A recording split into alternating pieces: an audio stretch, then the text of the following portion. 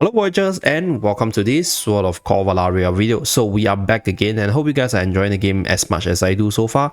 So we just unlocked the latest game mode or one of the end game modes that is really important, especially for the free-to-play player, and that is none other than Tower of Conquest.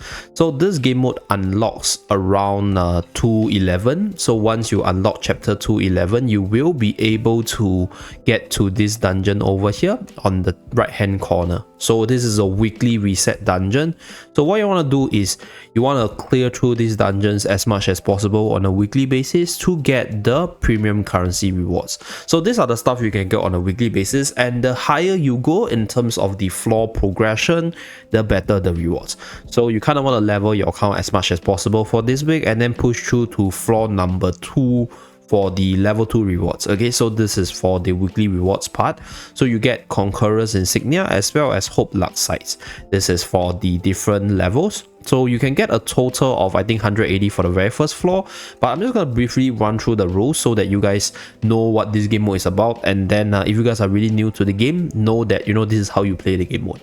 So we have this weekly rewards where you collect the tower emblems by clearing through the stages, and then once you clear the floor for the first time, you can claim the first time rewards. So I'm just going to click on the stage. Okay, so this is the first time rewards over here. So all these are all resources to upgrade your account. And right on top of that, as you progress through the floor, once you beat the boss, there's a massive first time reward. So let me just clear. Yeah, this is the first clear reward. So once you clear the boss, you will unlock the floor level 1, which is level 2 in my case, what I call it level 2. So this is the reward, a lot of luck sites as well as epic gear and rare gear for your equipments for your characters. So on top of that, right, as you continue to progress further, right, you will be able to claim more luck sites because there will be more rewards right here, as you guys can see. So the further you go, the more luck sites you can collect, as well as more insignia you can collect as well. So you can go all the way to level 10.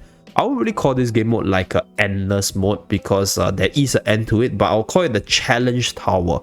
So the floors itself, it's pretty much like your standard battle, but there will be a stage mutation which will be explicitly stated for each stage. So all you gotta do is defeat the enemies. There's no 3-star requirements. There's no like this unit must survive requirements. So this is a very simple defeat the enemy kind of tower. This is how I'll showcase the gameplay. Very straightforward. And then right, in terms of the other things to take note of, so there's this failing the challenge thing, which is represented by the heart over here. So after you fail a challenge, right, which is, for example, you quit the stage itself, you will lose 1 heart. So you fail the challenge by quitting or by losing the battle. So you'll lose 1 heart, but fear not, this heart recovers every 30 minutes. So you just got to come back and then revisit it, and then you can continue playing the game mode. So this is like a limiter that if you, let's say you get stuck on one stage and then you simply can't clear it, right, you just got to wait until you become stronger or try again once you find a better strat out there.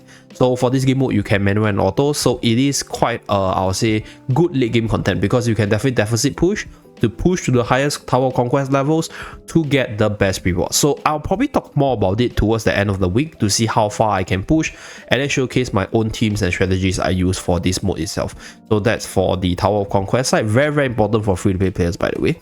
So next, there's the refresh rule. So after the weekly refresh, the environment, stage mutation, and the enemy types will change accordingly. So there will be certain weeks where it will be easier for you, and there will be certain weeks where it could be more challenging for you based on how you build up your team. So based on your highest recorded floor, if you fail to clear any stage on that floor during the week, you'll drop 2 floors after the refresh. So if you don't do anything, you'll actually drop your floors, right? If you clear any stage, you will only drop 1 floor. So you will drop to the highest recorded floor minus 2 floors, but no lower than floor 2 of the Tower Conquest. So this is the refresh rule, so you will actually go down, and then this will allow you to progress again to collect the emblems for the weekly rewards itself. So as long as you're progressing your account, eventually you will be able to reach level 10, and then every week we'll drop back, and then you will be able to climb up to collect your emblems once again. So that's for the weekly reset part. So after clearing all stages on floor 10, you will drop to floor 9 at most after the refresh. So this is to allow you to climb back up again to collect the emblems, right, to get your weekly rewards. So that's for the refresh rules. So these are the rewards. Very, very, I'll say, luxurious rewards on a weekly basis. So let's say, for example, by the end of this week, I'm looking to clear level 2 or level 3 because that's based on my TW experience. I'll be looking at 240 luck sites, which is about 1 summon, 1.5, and then, right, 220 insignia, which can be used to exchange for other stuff, which I'll talk about later. And then if you push to level 10, which I'll say takes quite a bit, right, probably level 60 stuff. So this one gives you 2 summons per week with 1300 concurrence insignia. So that's for the rewards part.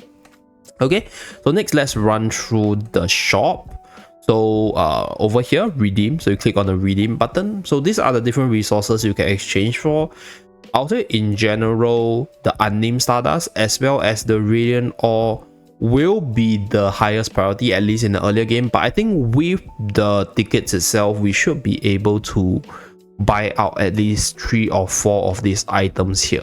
I don't think common EXP will be an issue for most people, neither will Elysium coins. So I would say this top 5 will be probably things that you want to exchange for. Since this one resets on a monthly basis, there's still quite some time to make your choice. So you can probably wait until you are low on certain resources to decide which one you want to exchange for. So Stardust is basically for your talents, right? These are the talent stuff. Okay, this will become an scarce resource in the future, so to take note. Then same thing, Radiant Ore will become scarce. Bronze medal isn't really something that will become scarce because you do get a lot from just progressing through the story. So if you have a lot of units from a particular faction, for example, like for most people it should probably be the Watcher faction, then you probably want to exchange for the Bronze Watcher medal itself. So that's for this one. And then we have this silver rank medal. So this unlocks at 25. I'm currently at level 24, so I should be able to unlock it soon. But for this shop itself, I think there's still quite some time for you to decide what you want to exchange for. So what you want to do is just save up the currency and then exchange for the currency or the resources that you are lacking at the point of upgrading, so that you don't get stuck or you don't get gated by the lack of resources.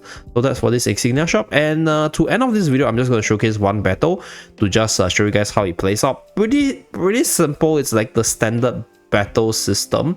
If your account is strong enough, you won't have much issue in terms of clearing the stages itself, because you can just auto it because there's no 3-star requirements, right? So you can set your tactics.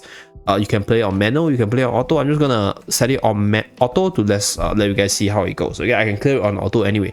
So there will be a bunch of obstacles that you guys can abuse. So that is something that on the manual end you want to do. Okay, because on auto, I think the AI is not really good in terms of dealing with the on-map obstacles, for example like bombs, rocks, or even like all the power-ups available.